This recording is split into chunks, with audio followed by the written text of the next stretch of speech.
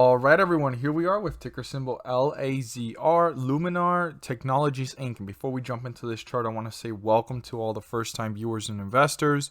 Welcome to the channel, Invest for Tomorrow. To all the subscribers, welcome back. And let's jump into this chart. So Luminar Technologies Inc. has actually been in an upward momentum, but it wasn't able to break through resistance. Now, it is above the 50-day moving average, which we need to consider and watch closely, but we're going to move this to its new resistance levels and new support levels. And as I'm doing this video, I just noticed Bitcoin. Wow, I don't know if you guys are really familiar with it, but I don't think Bitcoin's ever seen these highs.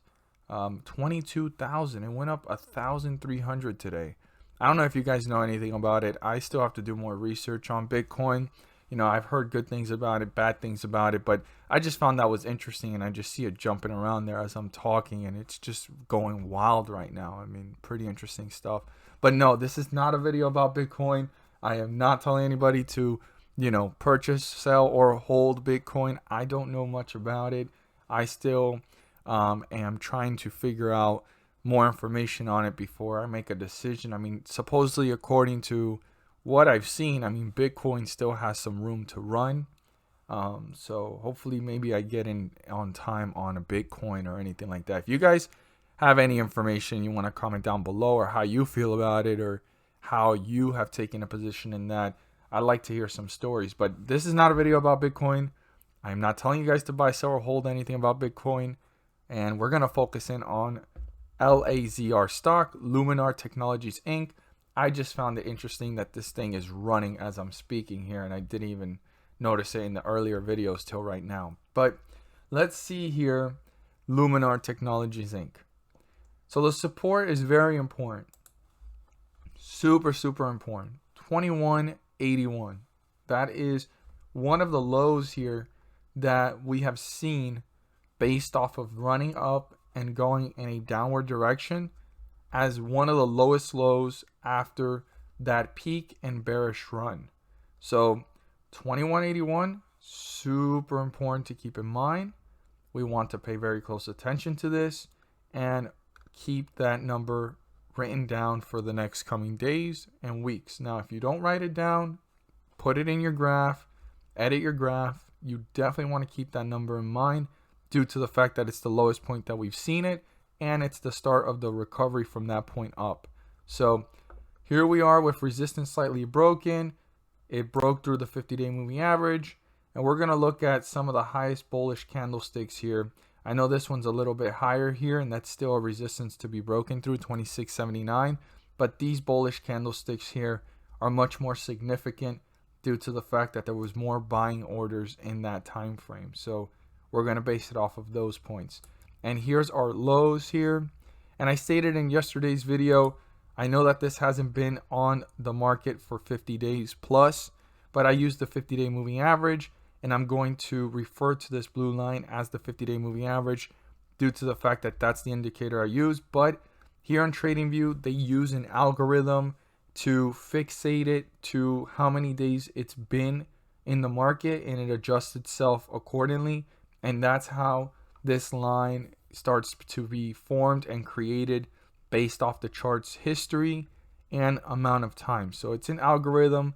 It adjusts itself to the right amount of times, but I'm still going to refer to it as the 50-day moving average due to the fact that that's the moving average I use, and that's how I refer to the blue line. So I don't want anybody to, get confused or say, hey, it hasn't been around for 50 days. How is it that you're calculating that?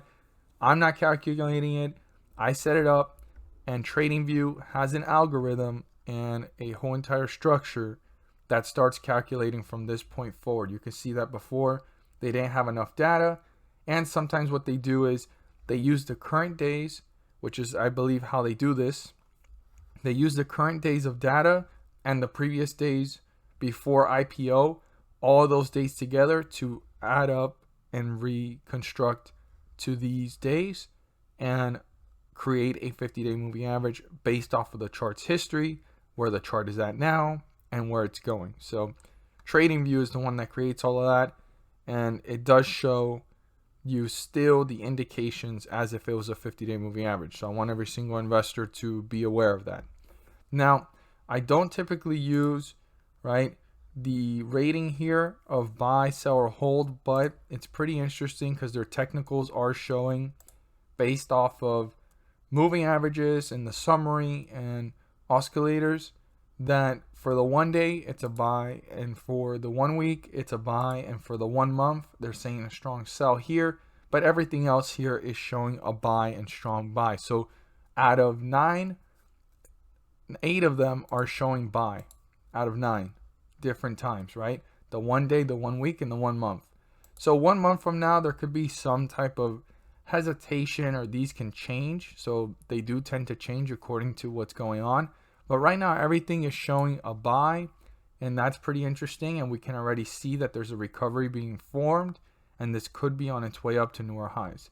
So let's look at the moving average here. So here it is. It's 2478. I want every single investor to write that down. Super important number to keep in mind and have there to know what side of the chart we're in. If we're above it, we're in bullish territory. If we're below it, we're in bearish territory. So we're going to talk about our support, and then we're going to talk about resistance in just a moment. Let's get these to the T here, and let's talk about our support. So support is 2498. You have a very small window between support and the 50-day moving average to see who's going to gain leverage. This is right now in tug-of-war territory. The bulls can continue to pull up, or the bears can start to pull this down, get close to the 50-day moving average, and the bulls reappear, or completely just tear this one down to newer lows. If this breaks through 2498 and the 50-day moving average, we have our support here, which is the lowest point before the run and breaking through the 50-day moving average, and that's 2431. So now you have another section as well to pay very close attention to the behavior if the bulls are having an opportunity to reappear, or are the bears just tearing this one down to newer lows, newer supports, and further away from the 50-day moving average in a downward direction. It's so important to keep these numbers in mind and watch them carefully. I mean, the stock price currently is at 25.14 post-market. It closed out at 25.12 at 4 p.m. It's 2 cents up, and we need to watch it very closely on how this stock is going to continue to react in the after hours and leading into tomorrow morning. Now, on the other hand, we have what the bulls want, and the bulls want to break through resistance. And I want to emphasize this.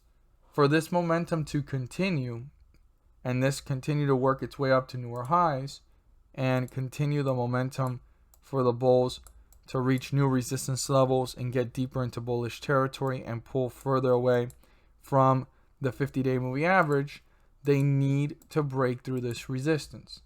They need to. I want to emphasize that one more time. They need to. They need to break through the resistance 2637, turn it into a support so that they can reach newer highs, new resistance levels, and get deeper into bullish territory. It's very, very important for the bulls to do so. And by doing this, they're able to pull further away from the 50-day moving average and hit new highs and new resistance levels. As always, if you found this video helpful and informative, please do so and subscribe. Don't forget to click on the bell to turn on all notifications and not miss a single video that I post. Share this with your friends and community, and don't forget to hit the like button to let me know you watched this video. At the end of this video, after this, one short clip is going to show up, and I would really appreciate for you guys to check out that information. There's some great news there. You can watch it a little bit if you want to, and I'm going to have the video down below in the description, or it's going to pop up towards the end of this video. Very informative video talking about the S&P 500 index and the pump dates. I highly suggest checking it out. As always, thank you guys so much for watching, and let's make some money.